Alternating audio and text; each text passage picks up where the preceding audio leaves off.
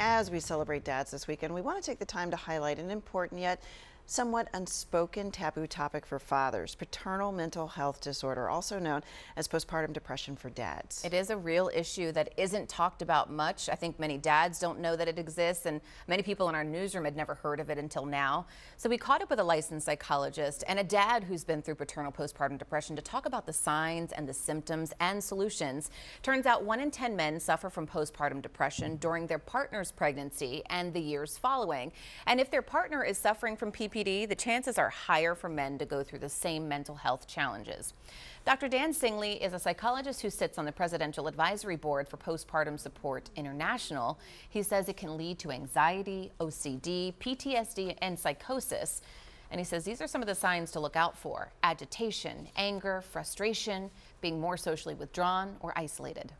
These dads will often have an increase in substance use, maybe into abuse. They might also do other dopaminergic activities, a lot more gaming, risky sex, gambling, jumping out of planes, and so forth.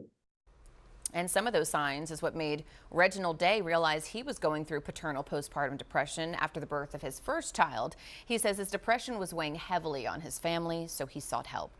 Through what I call my period of darkness, which was almost about 4 years. My children are 12 months and 7 days apart. And so literally got thrusted into fatherhood. For me, it was, do I want to risk the stigma or lose my family? So I said, you know what, I'll risk the stigma.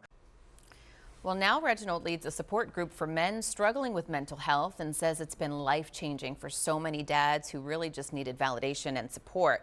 And this is a picture of their recent gathering a few days ago where dads brought the entire family out. He says it's important for fathers to open up about paternal PPD because so many cases go unreported and untreated. And International Father's Mental Health Day is coming up the day after Father's Day, and we're going to have access to some resources and more information on our website at 6abc.com. Really, really important. Thank you for shining a light on this really important topic.